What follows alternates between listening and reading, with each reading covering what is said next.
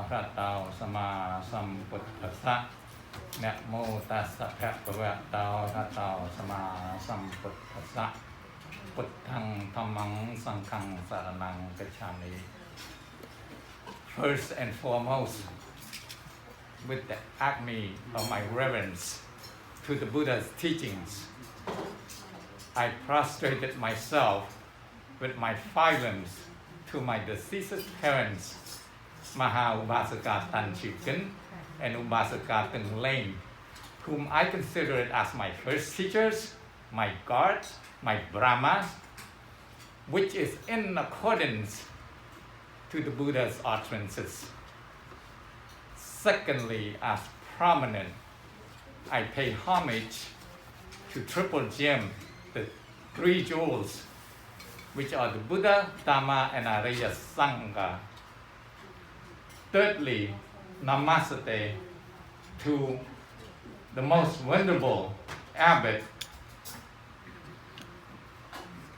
Bun Leng, who is the abbot of Puttiram, Hawat Charlotte.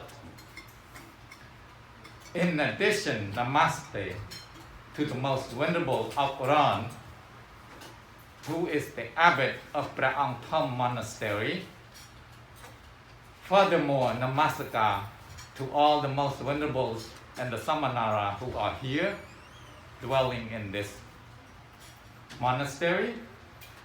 Last but not least, my acquaintance, my benevolence, my compassion to all the lay followers who are here and the non-Buddhists, including all the living beings. My condolences to the family of Ubasaka Sang Lam. From what I have been informed here today is the 7th day since she passed on. It is quite important that all the lay followers who believe in Buddhism must comprehend why we are doing what we are doing. In Cambodian, we know it as Trai Lek. That is Sanskrit language. Tek Lek is Pali. And what are those? Anicca, Dukkha, Anatta. In English, they have been translated as the three marks of existence, or the three characteristics of existence. And what are they? Impermanence, sufferings, or unsatisfactoriness, and non-self and no-self. Impermanence, what does it mean? It means that things will be forever changing. Why things forever changing? Look at Ubasaka Sang Lam. She was born as a baby girl, right? Became an adult, got married, got children, had children, had grandchildren. Huh? But look what happened. At the end, she's gone, right?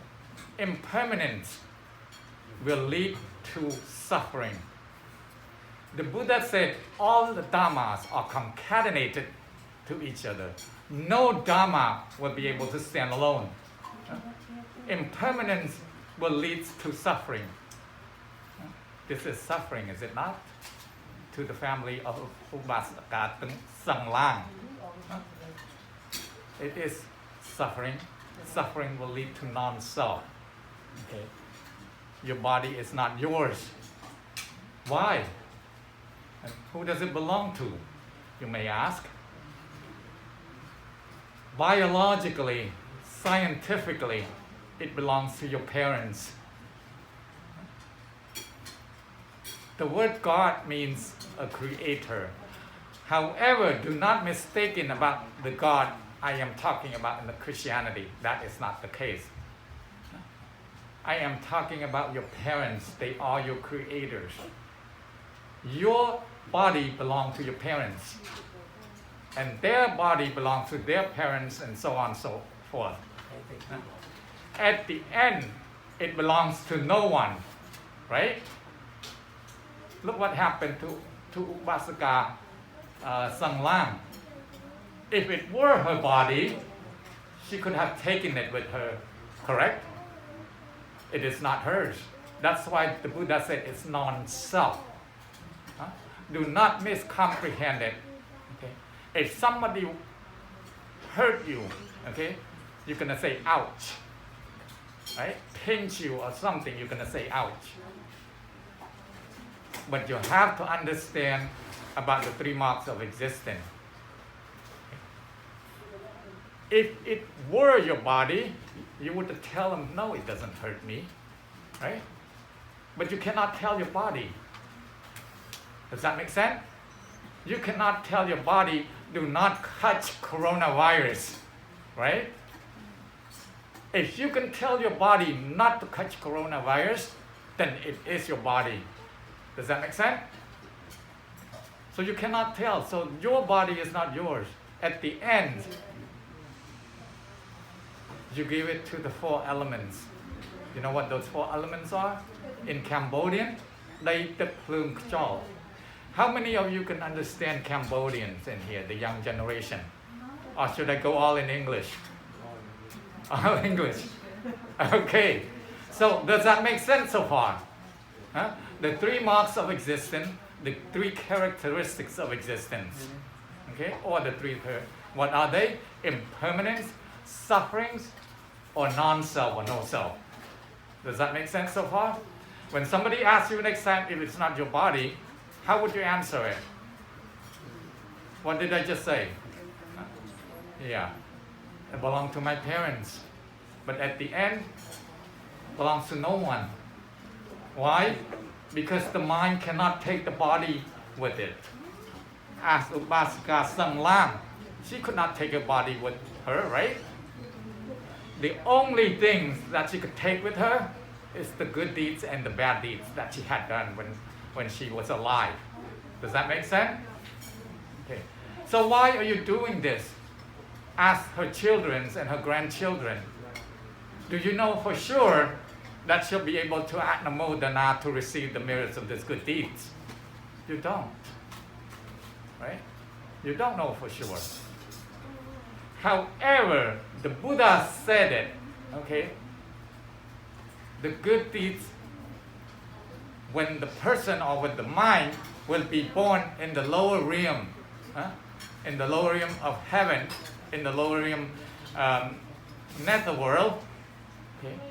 But in the netherworld, it cannot be too deep.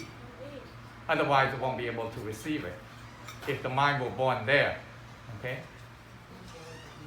What happened with the good deeds that you are doing right now if Upasaka Sang Lang cannot anamodana to receive it? Do you know what the anamodana means?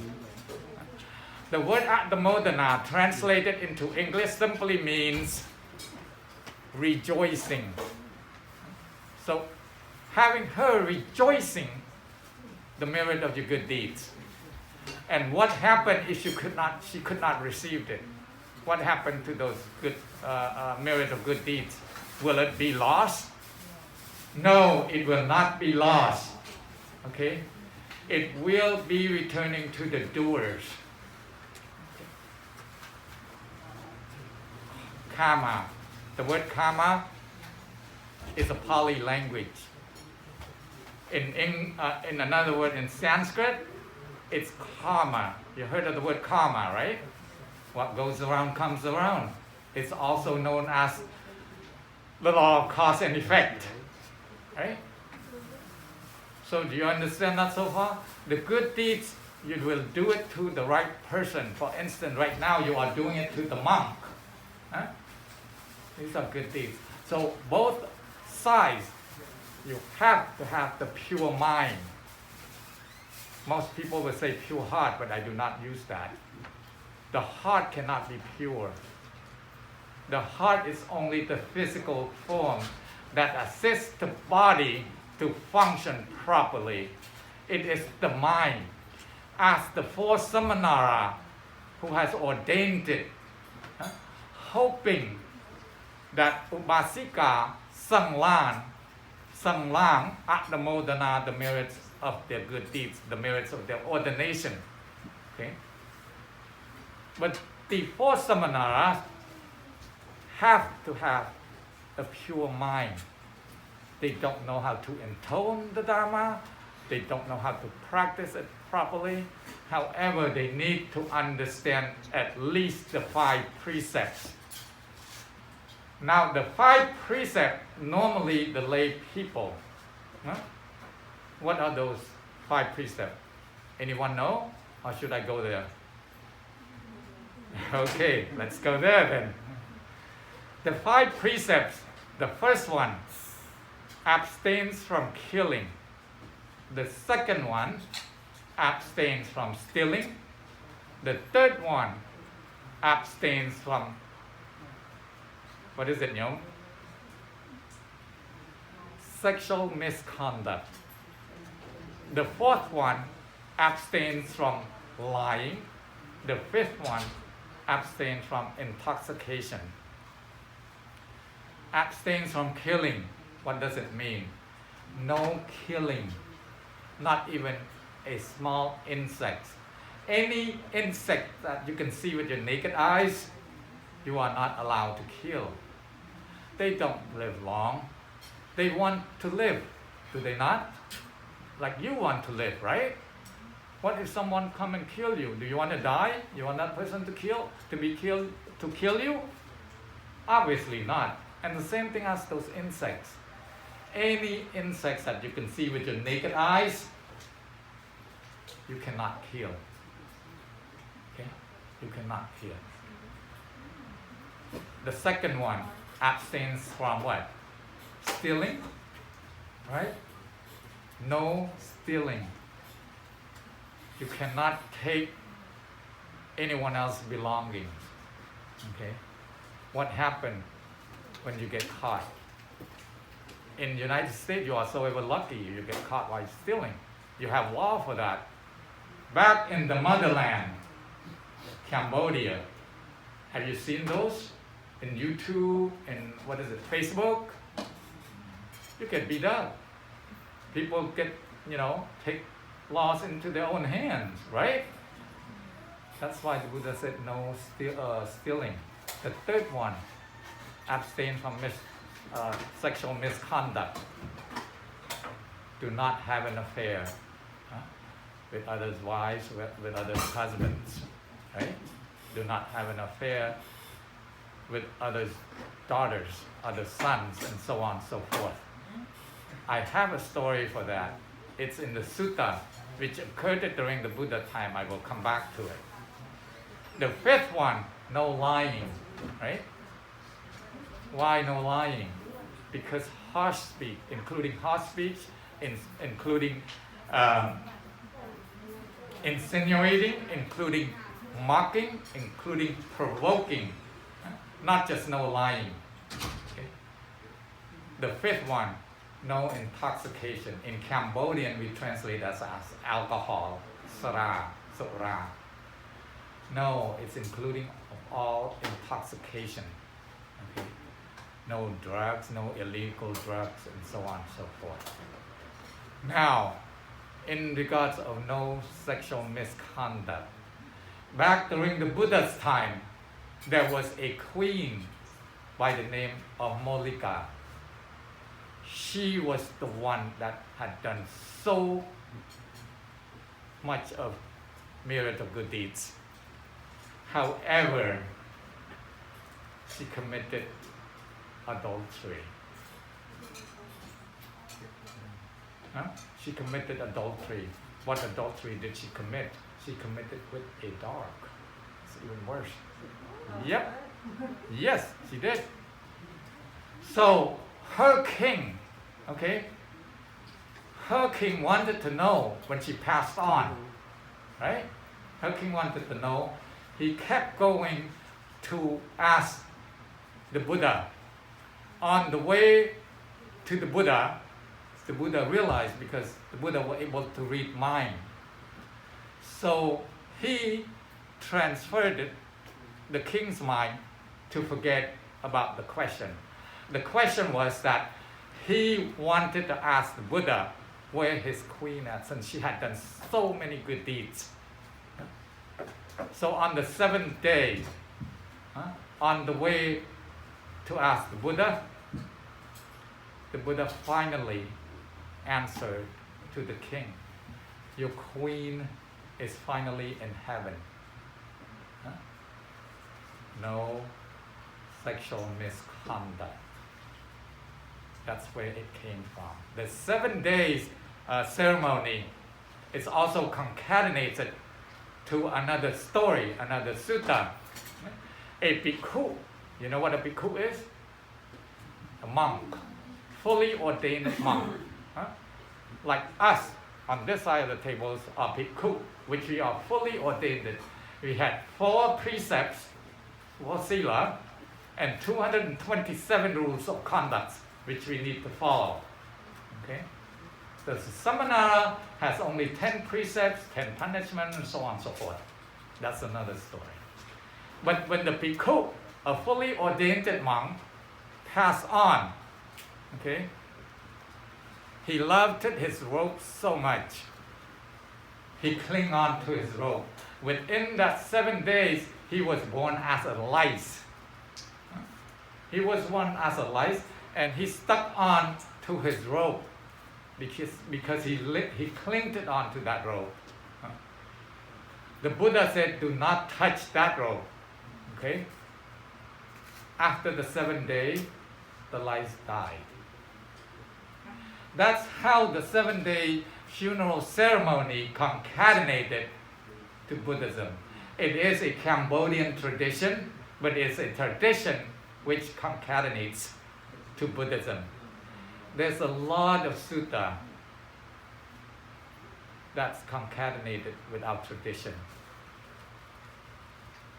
Does that make sense so far?